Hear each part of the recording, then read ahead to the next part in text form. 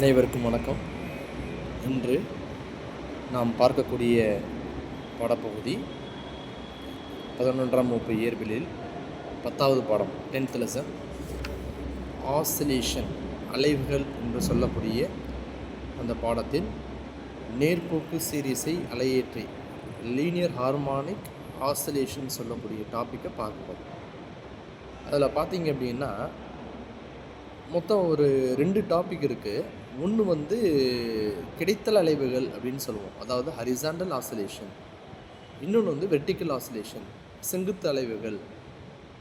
ரெண்டுக்கும் வந்து என்ன வித்தியாசம் அப்படின்னு பார்த்தோம்னா, இந்த ஹரிசாண்டல் ஆசிலேஷனை பொறுத்தளவுக்கு கிடைத்தல அலைவுகளை பொறுத்த அளவுக்கு எப்படி இருக்குது அப்படின்னா, எக்ஸ் அச்சில், அதாவது எக்ஸ் அச்சில் வந்து இயங்கக்கூடியதாக இருக்கும் அப்படின்னு சொல்கிறாங்க. இப்போ பாருங்களேன், இந்த ஆரோ பாருங்கள், இது எக்ஸ் அச்சு, இது ஒய் அச்சு, இது ஒய், இது ஒய். சரியா? இப்போ இந்த படத்தில் 2வது படத்தை பாருங்கள். ஒரு எம் நிறை கொண்ட ஒரு பொருளானது ஓய்வு நிலை, அதாவது x0 என்று சொல்லக்கூடிய இந்த ஓய்வு நிலையில் வந்து இருக்குது. இப்போ இந்த பொருள் மேலே நான் என்ன செய்கிறேன் அப்படின்னா, ஒரு விசையை கொடுக்குறேன்ப்பா. இப்போ வரேன், இது மேலே ஒரு விசையை கொடுக்குறேன். கொடுத்த உடனே இந்த சுருள்வில் என்ன செய்யுது அப்படின்னா, இந்த 2 சுருள்விலையும் கம்பேர் பண்ணி பாருங்கள். இந்த சுருள்வில் வந்து அமுக்கப்பட்டு இருக்குது. இந்த சுருள்வில்லானது அமுக்கப்பட்டுள்ள நிலையில், அதாவது ஓய்வு நிலையில் இருக்குது. ஸோ எந்த விதமான இதனுடைய நிலையில் எந்த விதமான மாற்றமும் கிடையாது. இப்போ இதில் பாருங்கள், இப்போ இதில் இந்த சுருள்வில் நான் இழுக்கிறேன். இழுக்கும் பொழுது இதனுடைய நிலையில் ஒரு மாற்றம் ஏற்படுது, அதாவது நீட்சி அடைகிறது அப்படின்னு சொல்கிறோம்.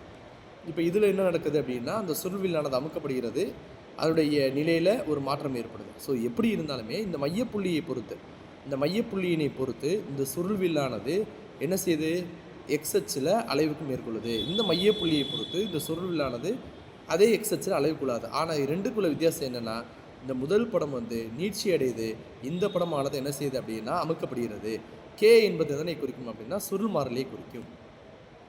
கே என்பது சுருள் மாறலை குறிக்கும். ஓகே, இப்போ இந்த படத்தை வந்து அடிப்படையாக வச்சு நான் வந்து இப்போ உங்களுக்கு டெரைவ் பண்ணி காமிக்க போகிறோம். இந்த படத்தை அடிப்படையாக வச்சு ஒரு டெரிவேஷன் பார்ட் வந்து பார்க்க போகிறோம்.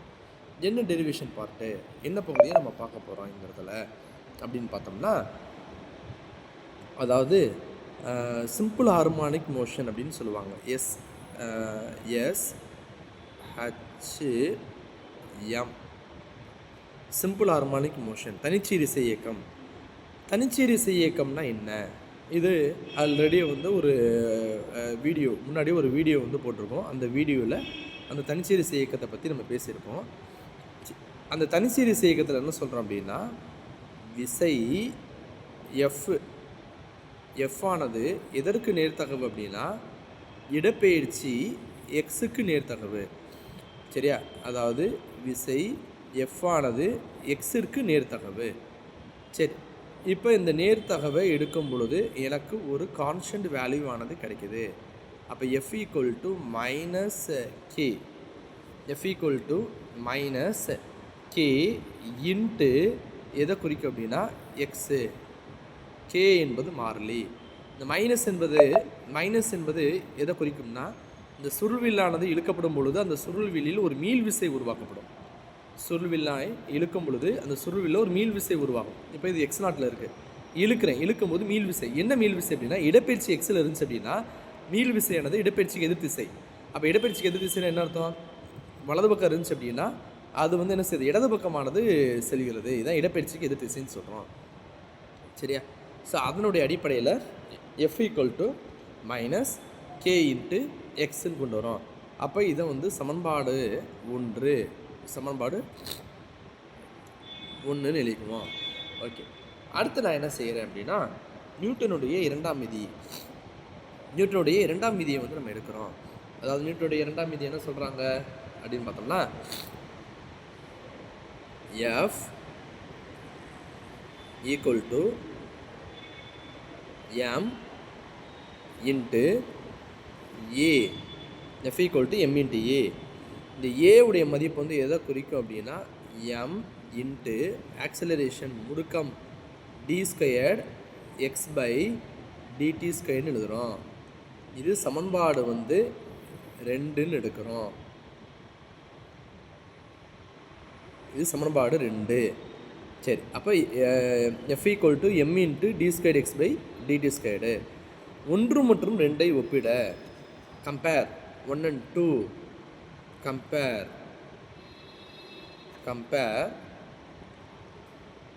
1 and 2. 1 மற்றும் 2ஐ ஒப்பிட. அப்போ 1 மற்றும் 2ஐ ஒப்பிடும் பொழுது என்ன வரும் அப்படின்னு பார்த்தீங்கன்னா, இடது பக்கத்தில் m × d²x/dt²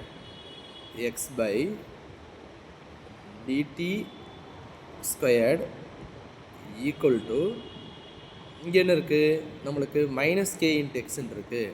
-k × x. Sir இது எதுக்காக நம்ம கொண்டு வரோம் அப்படின்னு பார்த்தோம்னா, சிம்பிள் ஹார்மானிக் மோஷன் தனிச்சீரிசை இயக்கத்துக்கு ஒரு கண்டிஷன் இருக்குது.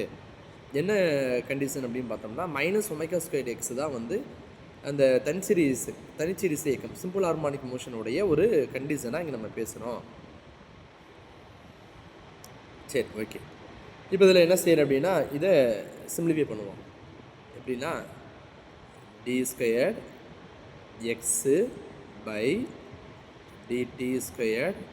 =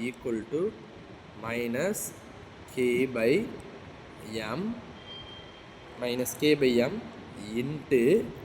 x.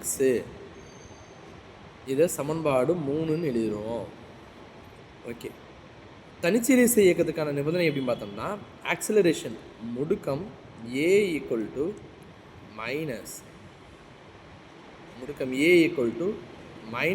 -ω²x. இப்போ ஏக்கு பதிலாக நான் என்ன எழுதலாம்? ஏக்கு பதிலாக நான் எதை எழுதலாம்? d²x/dt² எழுதலாம் ஏக்கு பதிலாக. இப்போ d²x/dt² = -ω²x. இது சமன்பாடு 4. இப்போ என்ன செய்யறோம் அப்படின்னா, 3 மற்றும் 4ஐ ஒப்பிட. 3 மற்றும் 4ஐ ஒப்பிட. Compare 3 and 4. Compare 3 and 4.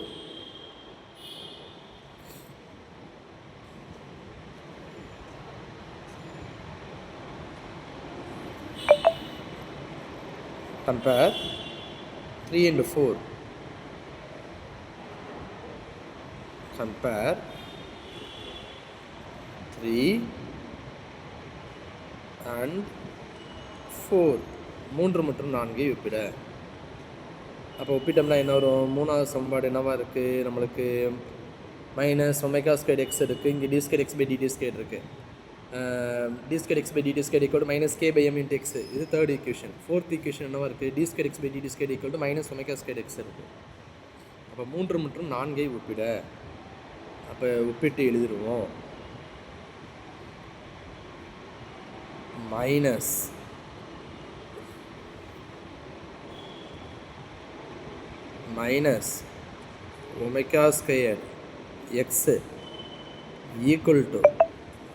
பாருங்கள், -ω²x எழுதிட்டேன். அடுத்து என்ன இருக்குது? எனக்கு மூணாவது ஈக்குவேஷன் -k/m × x இருக்குது. மூணாவது ஈக்குவேஷன் என்ன இருக்குது? -k/m × x இருக்குது. அதை தூக்கி இங்கே எழுதணும். அப்போ -k/m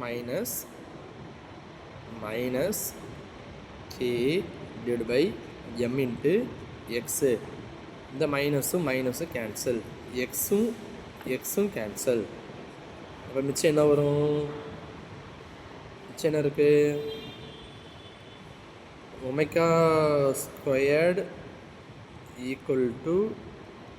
k/m.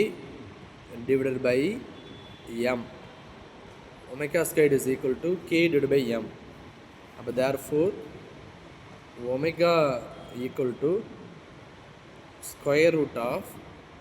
√k/m. Equation number 5.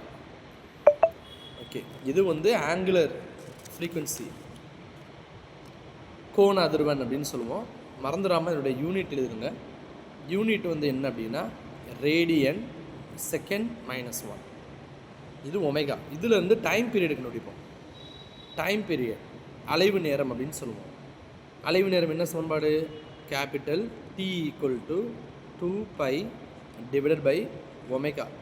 அப்போ சப்ஸ்டிட் பண்ணு 2π டிவைடட் பை ஒமேகாவுடைய மதிப்பு என்ன √k/m. அப்படி இதை ஆல்ட்ரு பண்ணலாம், எம் மேலே வந்துடும். அப்போ எழுதும்போது எப்படி எழுதலாம் 2π